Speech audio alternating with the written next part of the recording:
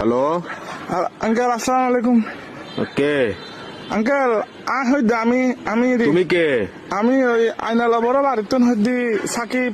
অবাধি পরিচয় দিলে না চিহ্নম পরিচয় দিলে আমি দাও না তুমি কে সাকিব কোন সাকিব? ওই আইনালা বড় বাড়ি থেকে আপনার বন্ধু বাসুনের ছেলে। ও ও আচ্ছা সাকিব। হ্যাঁ কি অবস্থা বাবা, কেমন আছো? আঙ্কেল একটা কাম করেন না, আমার বাসায় একটু যাইতে পারবেন? একটু আমার আব্বু আম্মুকে একটু বুঝে বলতে পারবেন? কি সমস্যা? আমি আঙ্কেল একটা অন্যায় করে ফেলছি যে আমার থেকে কিছু টাকা দেবো। আমি ওই দিকে আপনার জ্ঞানবাজার মোড়ে যেটা ব্যাংক আছে সেটা আমরা ডাকাতি করে ফেলছি। তো কি আমরা 7-8 জন মিলে ডাকাতি করছি। তো এগুলো কোনো কথা? তোমার ফ্যামিলিতে সোসারটা আছে কেউ? এগুলো একটা কাজ করলা তুমি? হ্যাঁ, তোমার পিছনে তো পুরা দেশের পুলিশ আর্মি সবগুলো পড়বে এখন। Uncle, এগুলো তো আমি কি বুঝাবো এখন তোমার না, ঘরে? uncle, তোমার টাকা- কাজগুলো কিন্তু উচিত হয় নাই। না না না, এগুলো কিন্তু উচিত না কাজ। না এগুলো বলে লাভ নাই। তোমার ঘরে কি Uncle, তোমার কি অভাব আছে? হ্যাঁ, তোমার কিসের অভাব? তুমি চুরি করছো?